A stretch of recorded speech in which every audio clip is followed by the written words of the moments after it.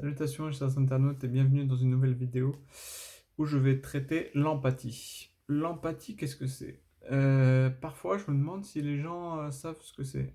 Honnêtement, beaucoup de personnes ignorent ce mot qui est très important. Pour moi, c'est une source d'inspiration pour se perfectionner et d'être quelqu'un de meilleur, quelqu'un de plus bon à l'intérieur, que ce soit mentalement ou dans le cœur.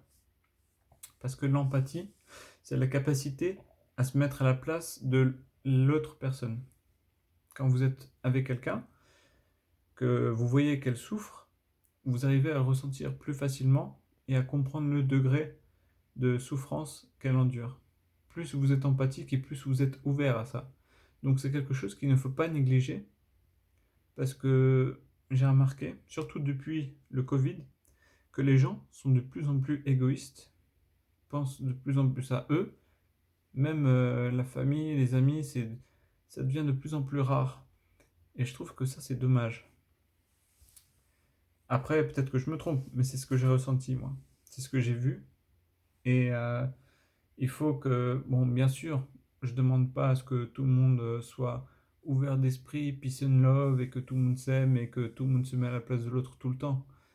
Mais commencez déjà à vous mettre à la place de vos proches, de votre famille, de vos amis, de voir un petit peu ce qu'ils ressentent, les épreuves qu'ils ont, et pourquoi pas les aider si vous pouvez, si vous avez le temps.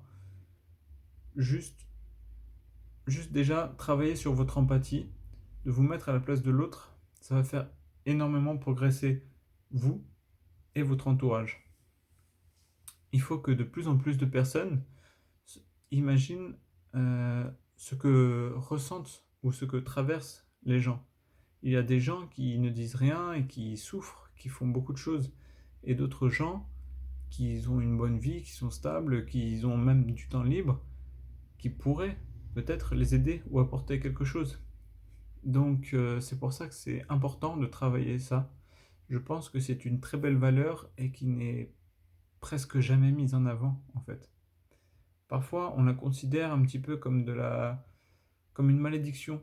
Quelqu'un qui est trop empathique, c'est quelqu'un qui va trop ressentir les choses et parfois trop prendre sur soi et parfois en souffrir même. Il y a des personnes, par exemple, qui militent pour la cause animale, qui sont tellement empathiques, ils commencent à péter un boulon. Donc voilà, il faut être plus empathique, mais faut pas se laisser abattre par ces émotions. Faut pas se laisser contrôler par toutes ces émotions, justement. Voilà, pour moi, c'était mon point de vue. Je pense que c'est quand même une belle valeur, qu'il faut être un peu plus empathique dans la vie de tous les jours. Et après, il faut savoir gérer ses émotions, bien sûr. Pas succomber à trop d'empathie ou pas mal réagir à ce que l'autre personne ressent. Parce que c'est aussi une possibilité.